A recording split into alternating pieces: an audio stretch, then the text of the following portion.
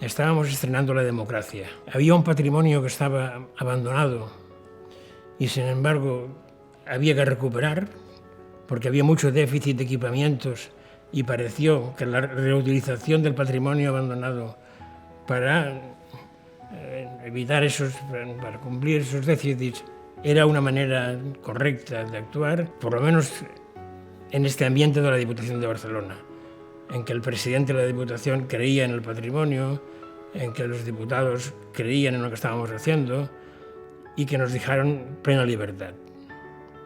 Tanto el arranque fue increíble. Reclamábamos un criterio válido, hasta que yo me di cuenta, por lo menos en mi servicio, de que el criterio podía variar. Lo que no podía variar era el método.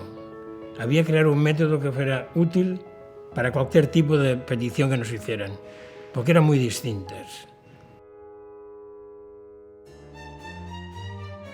Se hablaba del monumento siempre como un documento histórico de gran valor que había que transmitir, pero la primera constatación de que había que cambiar esta mentalidad fue que el monumento no era solo historia, era en sí mismo arquitectura. Es decir, tenía unos valores como arquitectura, como construcción. No era lo mismo cómo restaurar el Cristo de Cimabue que cómo restaurar un palacio de Gaudí. No tiene nada que ver.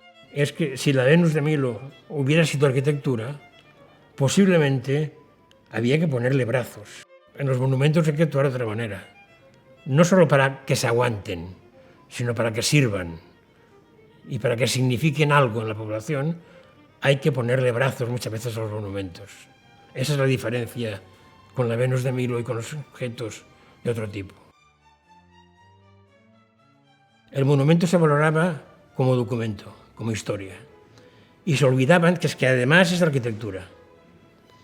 Y por lo tanto, desde el punto de vista estrictamente arquitectónico, por ejemplo, un valor esencial es el espacio, que es el valor esencial de la arquitectura. Un pilar o un sillar que no transmite fuerzas, le falta parte de su autenticidad.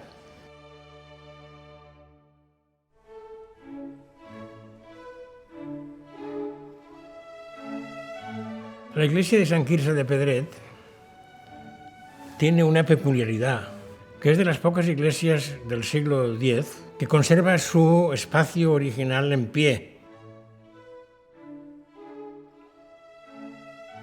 Y mi predecesor actuó de una manera drástica. Eliminó la bóveda del siglo XIII, eliminó muros, buscando lo original, buscando el siglo X. Pero él lo hizo. Y me pareció muy bien continuar este proceso hasta el final. ¿Y qué planteamos? Ahí hay un caso de edificio de espacio prerrománico en Cataluña, vamos a reconstruirlo. Hicimos los arcos, hubo que reconstruir o reformar el arco de herradura principal, reconstruir una parte, en fin. Y se reconstruyó la cubierta tal como era, porque tuvimos la suerte de que al eliminar los muros del siglo XIII aparecieron todos los mechinales de todas las vigas del siglo X.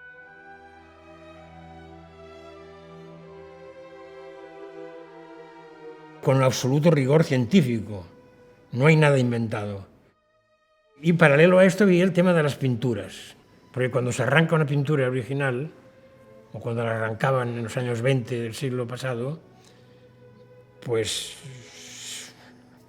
se quedaban restos en la fábrica. En los tres ábsides hemos hecho actuaciones distintas. En uno hemos conservado lo que se conservaba allí. En la nave se han valorizado los restos que quedaban después de arrancado lo que viene arrancado. En el ábside principal hemos recuperado todo del Orante de Pedret, que es una pintura del siglo X. Y en el ábside de la pequeña, que ahí no se conservaba nada, está todo en el Museo de Barcelona, lo que se ha hecho es una reproducción, no sobre la piedra, sino sobre una fibra de vidrio, para que el espectador pueda saber cómo eran estas iglesias. La gente asocia el románico con la piedra vista, y no es cierto. El románico, tanto por fuera, que estaban enlucidas, como en el interior, estaban enlucidas, pero además estaban pintadas, y absolutamente pintadas. Yo planteo muchas veces, ¿qué pinturas son las más auténticas? ¿Las que yo tengo en Pedret, les decía entonces, o las que tenéis en el museo? ¿Qué es un falso arquitectónico? Pues aquello que va en contra de la arquitectura original o añadida posteriormente de un monumento. Por ejemplo, la falta de una cubierta es un falso arquitectónico. Por eso denuncié yo, para ver si se hacía entender de una vez que el espacio, por ejemplo, como valor importantísimo de la arquitectura, si falseas ese espacio, estás cometiendo una falsedad arquitectónica, tan grave o más que el falso histórico que denuncian los historiadores.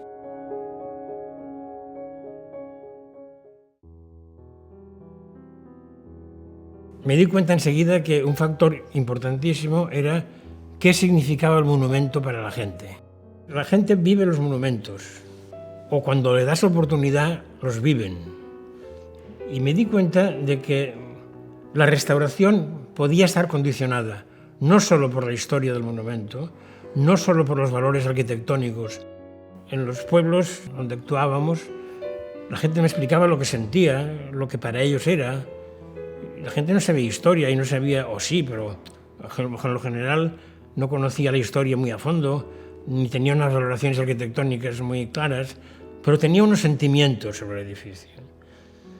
Odiaban algunas intervenciones anteriores, pero no porque les dijera yo que estaban mal hechas o bien hechas, sino porque las odiaban. La azotea del Palacio Güell, en general, es un elemento fantástico dentro del palacio. ¿Cuál era el estado de conservación de estas chimeneas, de las 20 chimeneas que hay? Pues algunos estaban deteriorados, pero se pudo recuperar con piezas originales que aún estaban en venta en los anticuarios, pero había 5 chimeneas, en realidad son 7 chimeneas, que habían perdido su revestimiento original. Alguien les había enlucido con cemento. Un elemento de Gaudí como aquel, sin revestir, es auténtico, cuando para Gaudí el revestimiento de las superficies interiores o exteriores era absolutamente fundamental. La autenticidad se recuperará cuando recuperemos su revestimiento. Planteábamos un problema no de recuperación exacta de cómo fueron, primero porque no se conservan fotografías en color. ¿Qué era recuperarlas? Para mí, el parámetro de autenticidad no estaba en si eran o no eran las de Gaudí. El parámetro de autenticidad eran si estaban o no revestidas. Y entonces dijimos, vamos a revestirlas, no a recuperar lo que hizo Gaudí, que no sabemos cómo es, o sea, tenemos ideas, pero ¿para qué vamos a hacer esto? Y fue cuando yo encargué a 5 artistas y dije, vamos a hacer una cosa, vamos a aportar la creatividad de hoy, teniendo en cuenta una cosa, no se puede variar la forma, han de ser exactas, el material ha de ser el mismo, la que era de cerámica, la que estaba revestida de vidrio, etc. Pero que cada artista exprese él su manera de concebir un revestimiento para aquella chimenea. Creo que eso era auténtico. La única valoración, como digo, es saber si hemos conseguido el objetivo que se pretendía, que el objetivo era conservar los valores del monumento, tanto los documentales, los arquitectónicos y los de significación, es decir, la relación del monumento con la gente. Si hemos conseguido llegar a garantizar la conservación o a asumir esos valores, la restauración es buena.